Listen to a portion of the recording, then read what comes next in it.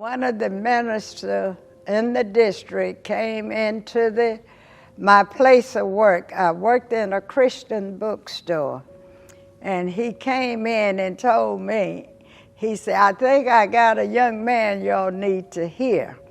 He's running my revival."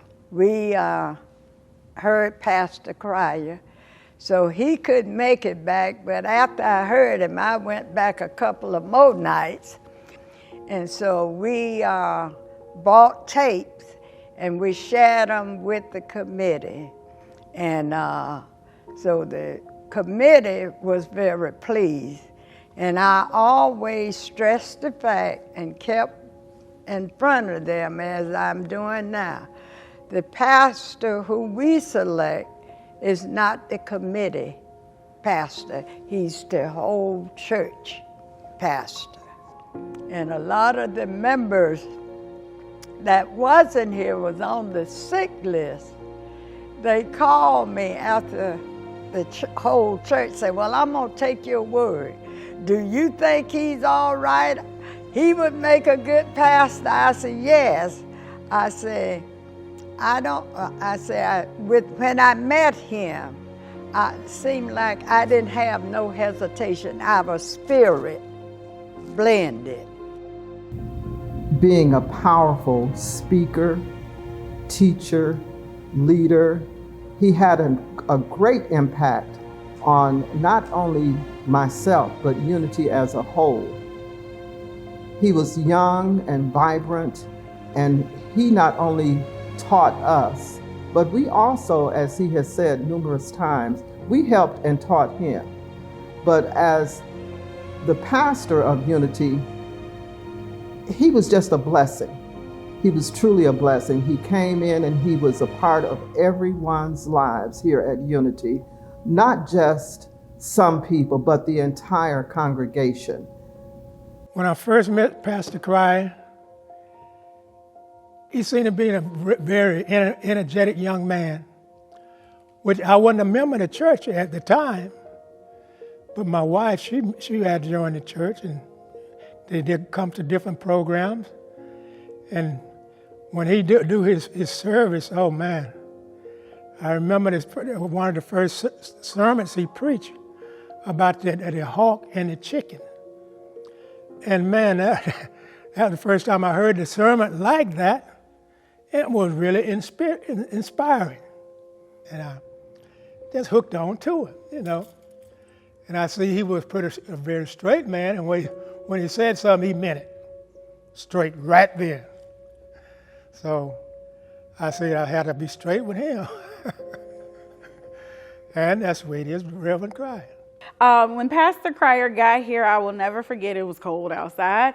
But, you know, the youth department, I believe we went on a bowling excursion, if I am not mistaken.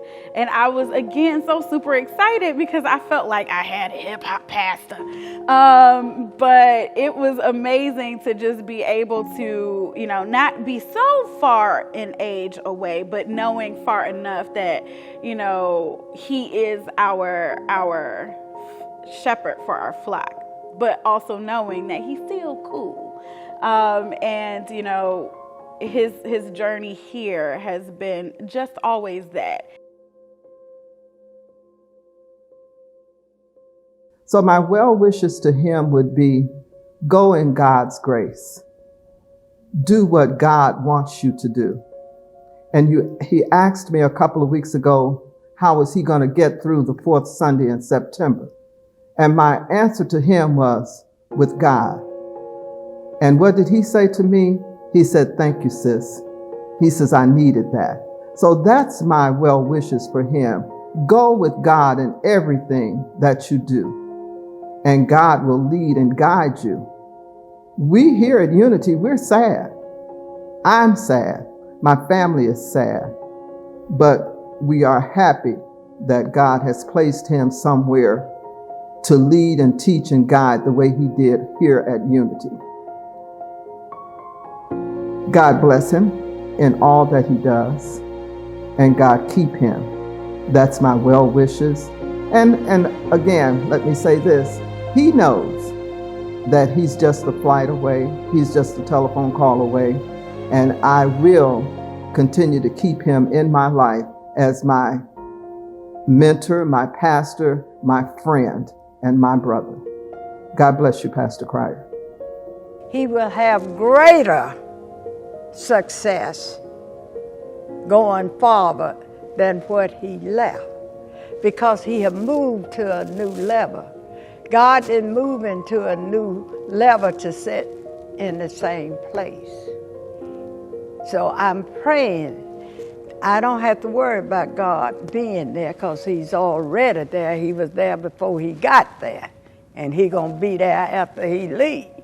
But I'm just praying and praying that God will bless whatever he put forth his hand to do in his ministry. I'm happy for him. I think about his sermons and all that he have preached. I bring tears to my eyes. I shout all by myself. And Pastor Cryer, sometimes we'd be over your work, doing some work. And when you stop and take a break, I'll take a little lunch. And we'd be sitting there and be talking, and it seemed like some of the same things he was doing when he coming up in his house, I was doing the same thing was happening in my house. Notice when we talked, it seemed like we were brothers, just came up in the same house. And I enjoyed that. I know I miss him a whole lot. As a pastor and as a blood brother. Pastor Cryer, you are a great gift in the kingdom of God. Through your preaching, your teaching, your leading, just your conversations and your interactions with the membership, it has just been a big blessing to me.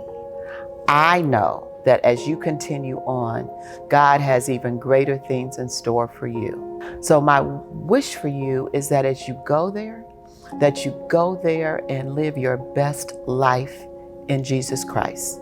And as someone said yesterday in our meeting, you can always come home to Unity Baptist Church.